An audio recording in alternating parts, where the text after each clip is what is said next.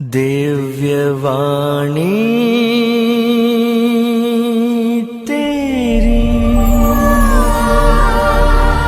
अमृतवाणी प्रभु। दिव्यवाणी तेरी अमृतवाणी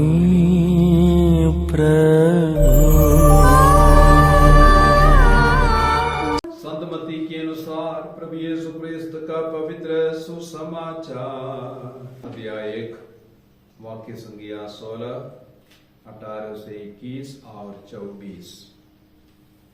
तो आज का सुसमाचार हम लोगों ने सुना मत्ती के सुसमाचार अध्याय 1 से।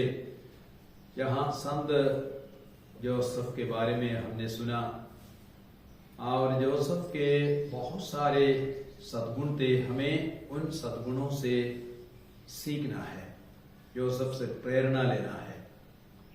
और बाइबल कहती है मत्ती के सुसमाचार अध्याय 1 वाक्य संज्ञा 19 में, यूसुफ चुपके से मरियम का परित्याग करने को सोच रहा था क्योंकि वह धर्मी था और मरियम को बदनाम नहीं करना चाहता था।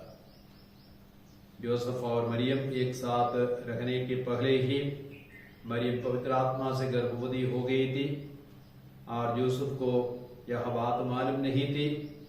उसके मन में बहुत दुख था, बहुत चिंता थी और वह इसलिए चुपके से मरियम का परित्याग करने को सोच रहा था क्योंकि वह धर्मी था, धर्मी मनुष्य था। और एक धर्मी मनुष्य कौन है? वही है ईश्वर के सारे आदेशों का पालन करता है। लूकस के सुसमाचार अध्याय 1:6 में लिखा गया है, जकरियस और एलिजाबेथ के बारे में, वे दोनों धर्मी थे क्योंकि मूसा संहिता का पालन वे करते थे। तो धर्मी वही है जो ईश्वर के आदेशों को मानता है। और जोसेफ ईश्वर के आदेशों को मानते थे, ईश्वर को बहुत अधिक प्यार करते थे, साथ ही साथ मनुष्यों के प्रति भी अपने सभी कर्तव्यों को वह पूरा करता था। इसलिए वह बहुत ही धर्मी इंसान था। वह इसलिए भी धर्मी था क्योंकि वह मूसा संहिता के अनुसार जो नियम था उसका पालन करना चाहता था। मूसा संहिता कहती है यदि कोई व्यभिचार के अपराध में पकड़ा जाए या पकड़ी जाए उसको पत्थर से मारना था और उसका परित्याग करना था। तो इसलिए जोसेफ मरियम को अपने पास रख नहीं सकता था मूसा संहिता के अनुसार। लेकिन जोसेफ की महानता यह है कि वह मरियम को बदनाम नहीं करना चाहता था, चुपके से उसका परित्याग करना चाहता था। और जोसेफ का एक दूसरा सद्गुण क्या था? वो विश्वास का धनी था और ईश्वर की आज्ञाओं को अक्षरार्थ वह पालन करना चाहता था। तो मरियम को त्यागने के लिए सोच रहा था, तब क्या हो गया? स्वर्गदूत ने उसको दर्शन दिया और कहा, यूसुफ दाऊद की संतान अपनी पत्नी मरियम को अपने यहाँ लाने में नहीं डरे क्योंकि उनका जो गर्भ है पवित्र आत्मा से है।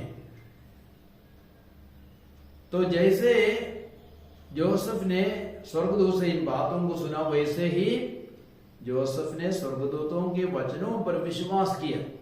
कोई भी साधारण मनुष्य विश्वास नहीं करता, क्या कोई पवित्र आत्मा से गर्भवती हो सकती है? वह यही सोचता। लेकिन जोसेफ ने यह सोचा कि ईश्वर के लिए सारी बातें संभव है, ईश्वर के लिए कोई भी बात असंभव नहीं है। तो कोई महिला पवित्र आत्मा से गर्भवती हो सकती है। इतिहास में ऐसी घटना कभी नहीं घटी थी। लेकिन जोसेफ विश्वास करने के लिए तैयार हो गया कि मरियम पवित्र आत्मा से गर्भवती बनी। और तब उसने क्या किया? वाक्य संज्ञा 24 में कहा गया है, यूसुफ नींद से उठकर प्रभु के दूत की आज्ञा के अनुसार अपनी पत्नी को अपने यहाँ ले आया। और साथ ही साथ यूसुफ के आज्ञा पालन को हम देखते हैं। आगे हम देखेंगे मत्ती के सुसमाचार अध्याय 2 में वाक्य संज्ञा 13 और 14 में, जब हेरोद बालक की हत्या करने के लिए ढूंढने वाला था, तब स्वर्गदूत ने जोसेफ को संदेश दिया, बालक और उसकी माता को लेकर मिस्र देश भाग जाइए, क्योंकि हेरोद उसकी हत्या करने को ढूंढने वाला है। और जैसे ही यूसुफ को यह संदेश मिला, वैसे ही स्वर्गदूत के संदेश पर पुनः विश्वास किया और उसकी आज्ञा का पालन किया। आधी रात को उठकर मरियम और बालक को लेकर मिस्र देश भागे। और माना जाता है करीब 3-4 वर्षों तक यूसुफ मरियम पवित्र परिवार मिस्र देश में रहे। तो यूसुफ को मरियम के कारण, बालक यीशु के कारण कितना दुख और कष्ट उठाना पड़ा। और 3-4 वर्ष बीत जाने के बाद पुनः स्वर्गदूत ने जोसेफ को संदेश दिया। मत्ती के सुसमाचार अध्याय 2 वाक्य संख्या 19 से 23 तक। वहां पे हम पढ़ते हैं, बालक और उसकी माता को लेकर इस्राएल देश भाग जाइए, क्योंकि जो हेरोद मार डालना चाहता था वो मर चुका है। और पुनः जोसेफ उठ करके बालक और माता को लेकर इस्राएल देश पहुंच गए। तो मतलब जोसेफ एक ऐसा आदमी था, वह पूर्ण रूप में विश्वास करता था प्रभु के वचनों पर और प्रभु के आदेश के अनुसार वह अपना जीवन जीता था। एक तीसरी बात देखिए, यीशु जोसेफ का बच्चा नहीं था, वो मरियम का बेटा था और स्वर्गीय पिता का बेटा था। और वह किसी दूसरे के बच्चे का वह पालन पोषण कर रहा था और अपना बच्चा जैसा, अपने बच्चे से भी बढ़कर ईश्वर का पुत्र समझ करके आदर सम्मान के साथ, प्रेम के साथ जोसेफ ने यीशु का पालन पोषण किया, यीशु के लिए कठिन परिश्रम किया, यीशु को खिलाया, यीशु को पिलाया, यीशु को पहनाया, यीशु को अपना संरक्षण दिया, यीशु के लिए उसने अपने जीवन को समर्पित किया।